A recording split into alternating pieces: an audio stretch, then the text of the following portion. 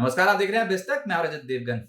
लगातार पांचवा ऐसा ट्रेडिंग सेशन जब बाजार पर दबाव देखने को मिला। लगातार नए लोज निफ्टी छूता चला जा रहा है और आज तो 25,000 का स्तर भी तोड़ दिया। अमेरिकन मार्केट संकेत ठीक नहीं थे, वहां पर भी दबाव ही देखने को मिला था।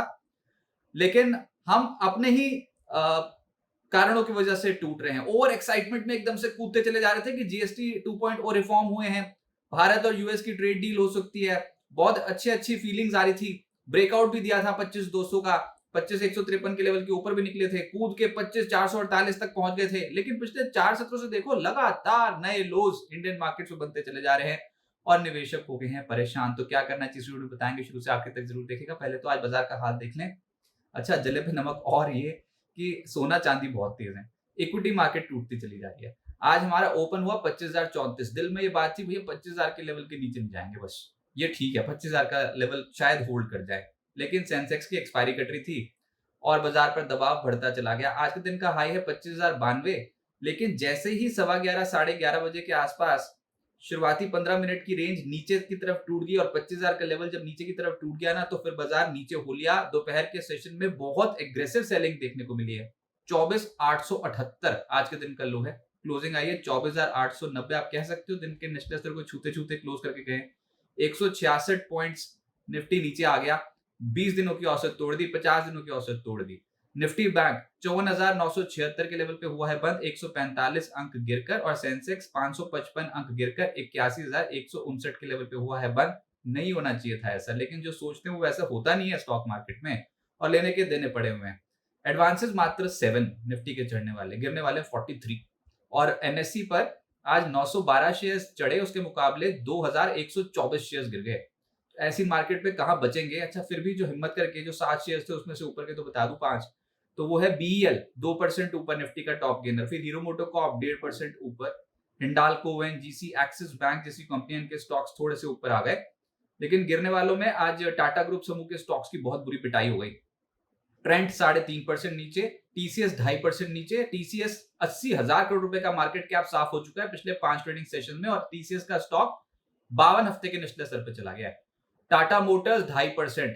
असली कल्प्रिट तो ये बन गया सुबह सुबह। वो हुआ ये कि एक साइबर अटैक हो गया जेएलआर, जिससे अब ये कह रहे हैं कि जेएलआर का अनुमानित जो नुकसान है वो लगभग 24,000 करोड़ रुपए का हो सकता है।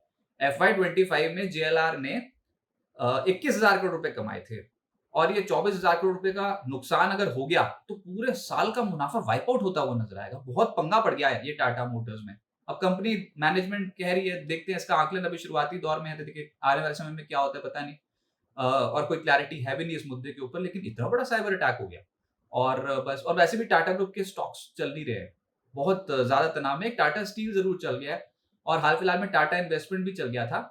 पर ओवरऑल देखोगे तो टाटा ग्रुप के स्टॉक्स में कोई बहुत अच्छी खरीदारी नहीं हो रही। अच्छा, फिर निफ्टी लूजर्स में बाकी के पावर ग्रिड भी नीचे आ गया 3%, जो कल बहुत उछल रहा था, और एशियन पेंट्स नीचे आ गया 2% के आसपास। एफएनओ गेनर्स में आज हिंद जिंक का नंबर आ गया, 3% ऊपर हो गया स्टॉक। वेदांता भी 3% ऊपर। मेटल्स में थोड़ी खरीदारी दिखती है। ऑयल इंडिया 2% ऊपर रहा। पीएनबी हाउसिंग और बीएल जैसे स्टॉक्स में 2% के रिटर्न आए। गिरते बाजार में ये तेज थे। एफएनओ लूजर्स में कल्याण कुंज ज्वेलर्स 3.5% नीचे। Trend, power grid, Tata Motors, TCS, ये सब निफ्टी के टॉप लूजर्स ही हैं।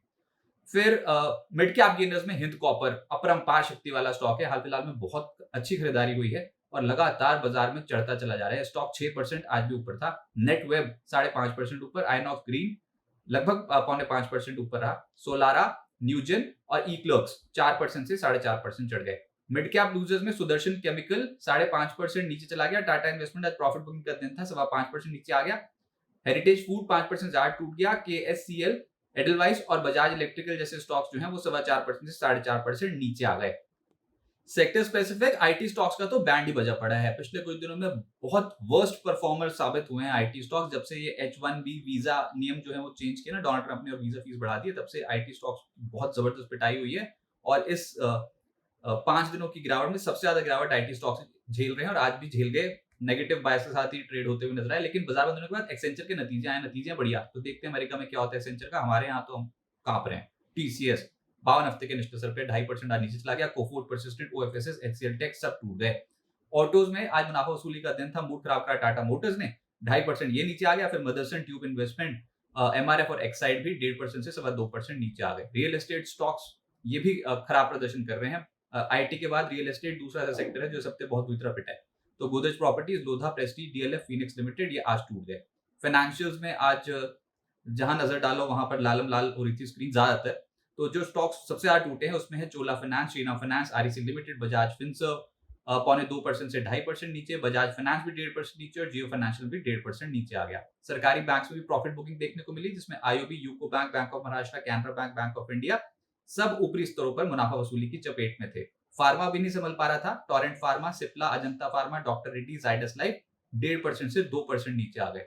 एनर्जी मिक्स था, जिसमें गिरने वाले हैं पावर ग्रिड, थर्मैक्स, जीवीटीएनडी, जीएसपीएल और आइनॉक्स विंड 2% से 3% नीचे, लेकिन चढ़ने वाले भी हैं।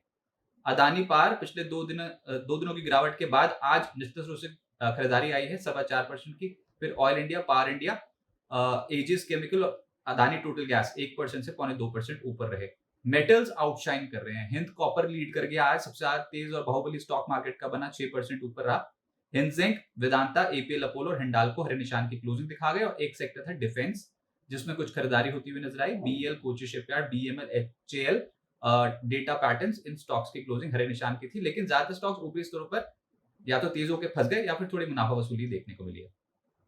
अब आगे क्या होगा? विदेशी निवेशक तो वैसे ही बेच रहे हैं।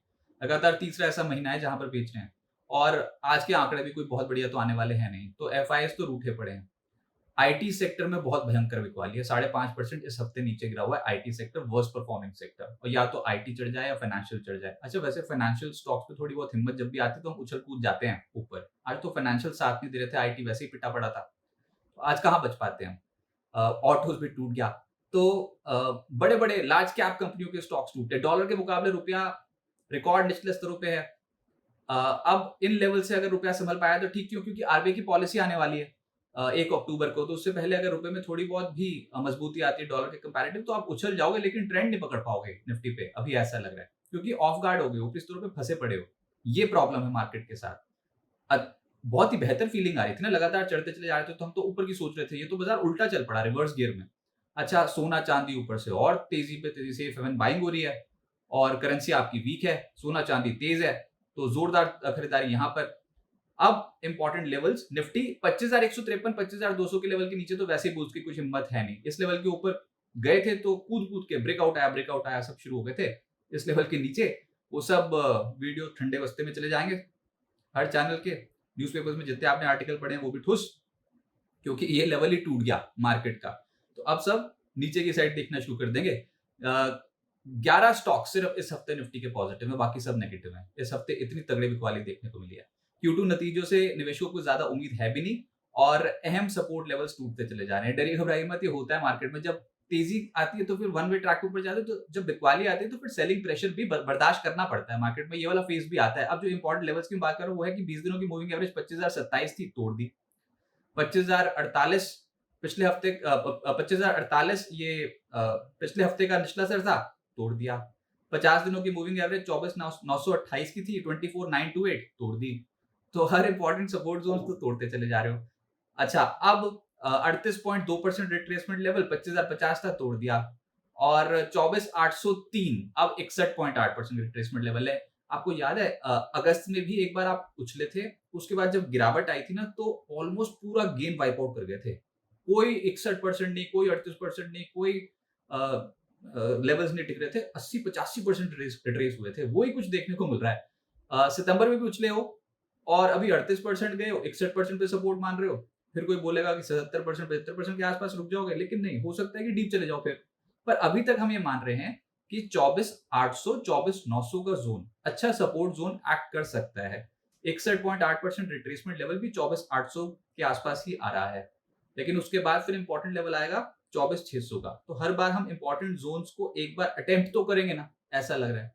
अब देखते हैं कि संभल पाते हैं कि नहीं। इस बार की तेजी बननी शुरू हुई थी 24,404 के लेवल से। तो अभी तो वो लेवल जब तक प्रोटेक्टेड है तब तक क्यों हम सोचेंगे कि ज्यादा नर्वस होने की जरूरत है।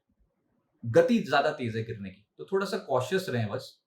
डिप्स में बाइंग अपॉर्चुनिटी ही ढूंढनी चाहिए।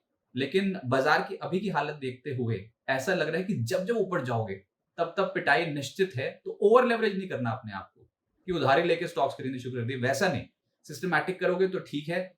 तेजी के लिए 25,000 25,150 के लेवल को रिकॉन्कर करके उसके ऊपर आके टिकना जरूरी है, जो कैसे होगा बाजार से इतना इजीली, ये बहुत मुश्किल है। अच्छा, इस सब पे इंटरनेशनल ब्रोकिंग हाउसेस जो बोल रहे हैं वो भी सुन लो।